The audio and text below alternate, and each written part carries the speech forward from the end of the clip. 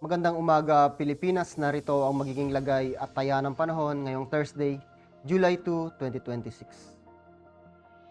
Sa kasalukuyan nga, ang minomonitor nating bagyo na si Tropical Depression Henry ay nasa labas na ng ating Philippine Area of Responsibility at kanina ng alas 3 madaling araw, ito ay namataan sa layong 610 km west of Bacnotan, La Union.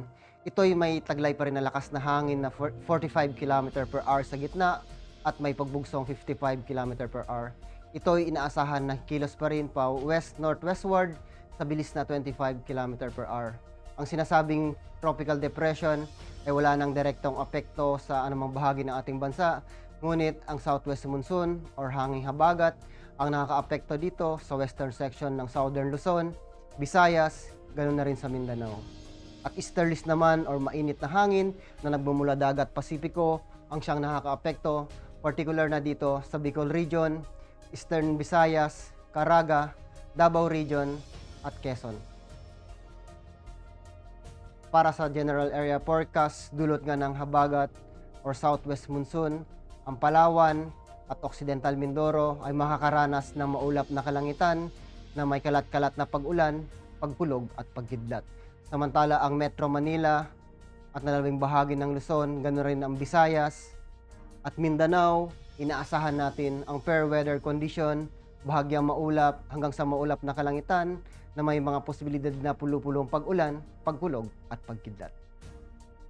Para sa flight level wind chart, sa 2,500 at 5,000 feet, dominante pa rin ang malakas na hangin na nagmumula dito sa may timog silangan hanggang silangan. Pagdating sa 10,000 feet, ganoon na rin sa 18,000 feet, aasahan pa rin natin ang malakas na hangin na nagmumula sa timog silangan hanggang silangan.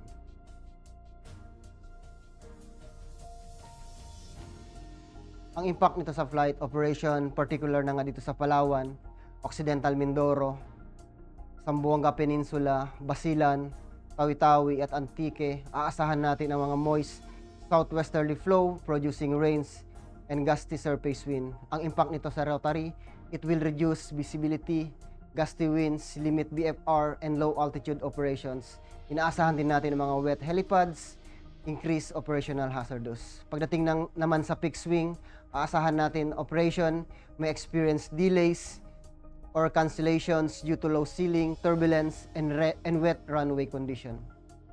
Pagdating dito sa Bicol Region, Eastern Visayas, Caraga, Davao Region at Quezon, aasahan natin ang mga warm and humid air from Pacific enhancing convective activity. Ang impact naman nito sa Rotary, localized thunderstorm, light turbulence may briefly affect operations, especially inland in the afternoon.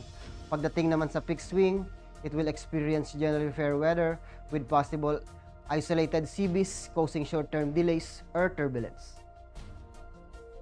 Para naman sa Metro Manila at nalalabing bahagi ng ating bansa, dulot ng mga localized thunderstorm, aasahan natin ang afternoon convective development producing gust fronts and heavy rains.